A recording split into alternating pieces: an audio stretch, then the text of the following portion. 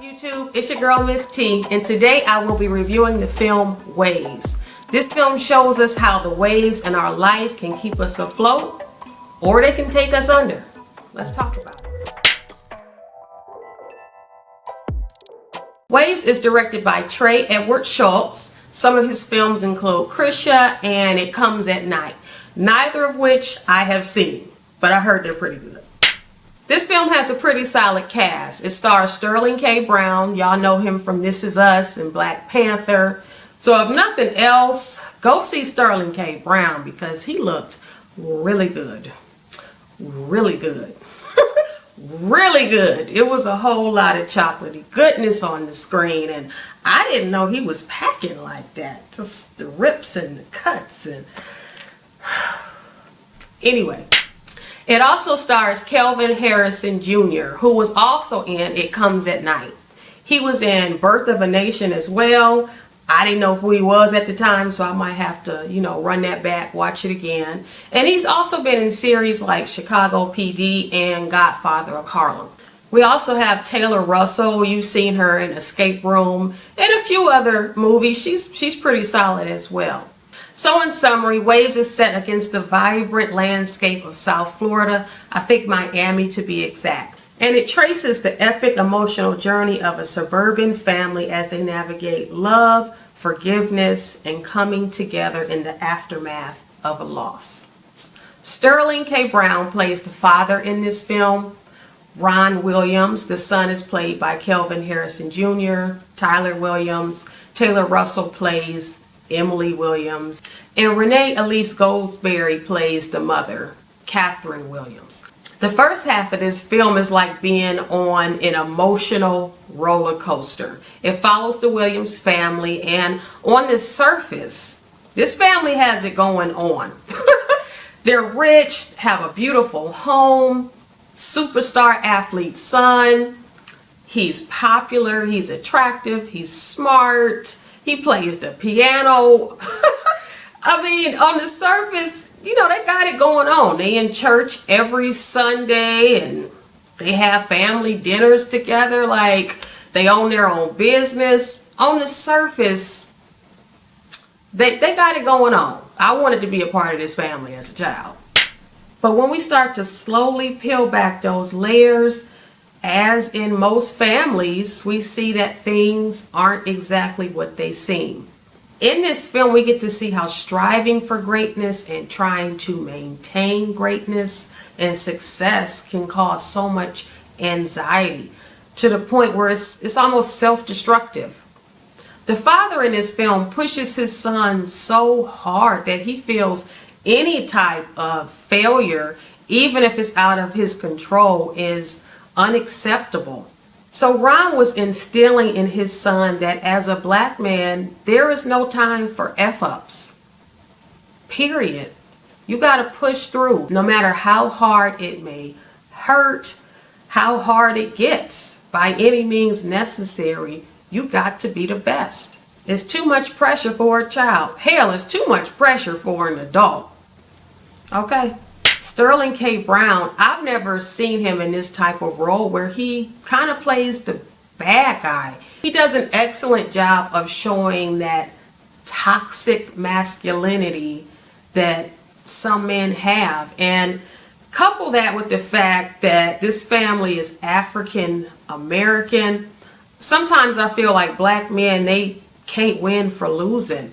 It's like they kind of get beat up on if they're absent, and then when they are in the children's life, they're hard on them. They push them so hard. It's like they almost push them away. Ron had good intentions. He just needed a better way to bring them into fruition. He was going about it all wrong. Ronald Williams is very competitive. You can tell that he wants the best, and that he has worked very hard to get to where he is. And he constantly reminds his son of how he wished he would have had the childhood that his son has. I mean, there's a scene where they're like arm wrestling in the diner, and like his dad was kind of like getting off. He was getting off of the fact that he was beating his son. It's very unhealthy, and it almost seems that he wants to prove that he is better than his son because his son has been afforded all of these privileges and opportunities that he wasn't afforded as a child. It's really dysfunctional. But on the same note, he pushes his son for greatness, not for his own personal achievements, but more so because it's a reflection on him. And that's a lot of pressure to put on a child. Whenever Tyler does something remotely out of order, he has this look of disapproval that can just crush your soul. It's not really loving. It's like a sick manipulation. And later in the movie, we find out that Tyler kind of hated his father, which is interesting because he was a present father, he was a provider, he was a protector, but he wasn't necessarily loving.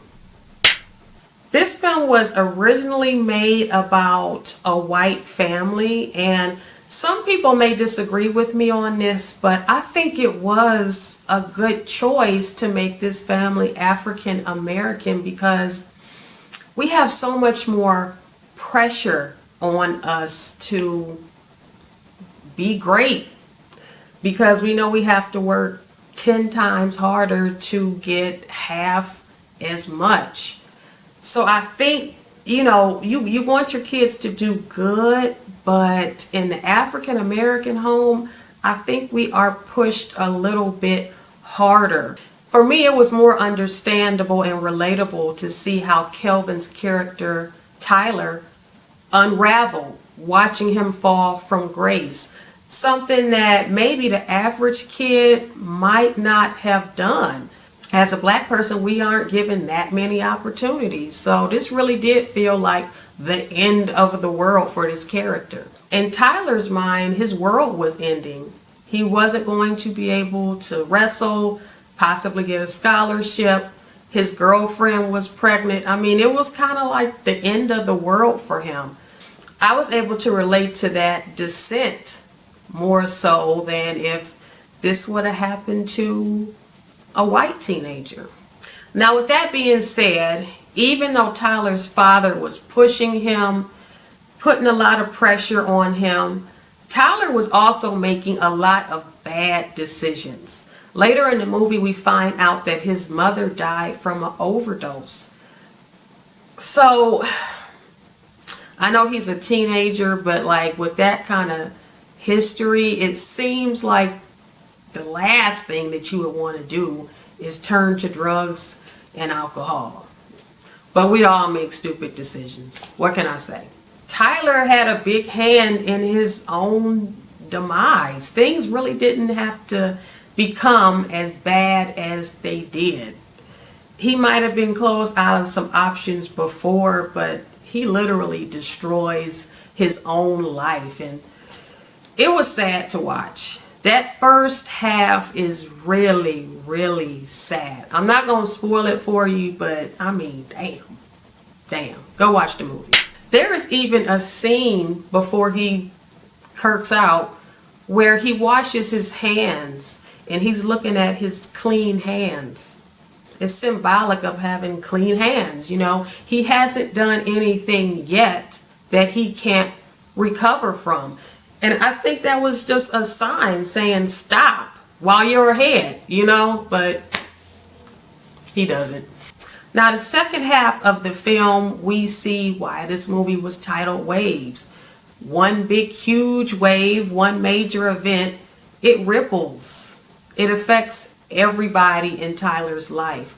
And we get to see how the family deals with guilt, shame, and loss. We literally see all the stages of grief in this second act. And it was slow.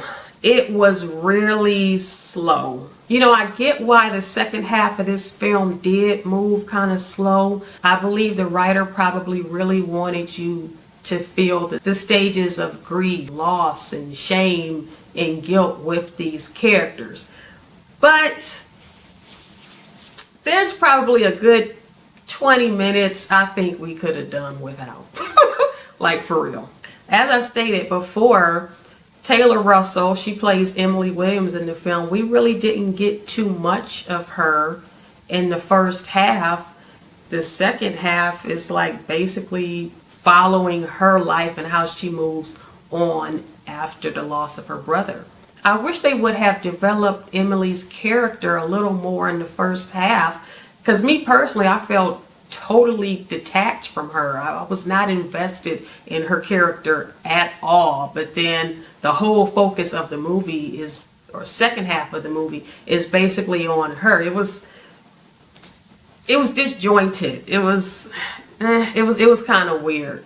One thing that was kind of noteworthy, interesting about Emily's character is that we get to see how people can bond over trauma. Trauma bonds, you know, not necessarily the most healthy type of relationships, but, you know, they meet a need, you know. Emily meets a boy named Luke, and they basically forge a relationship. And he also is dealing with the soon-to-be loss of his father. And Emily is able to relate to that because of the loss of her brother. So we're all out here experiencing similar things. You know, we all experience loss, trauma, pain, and we bond over those things.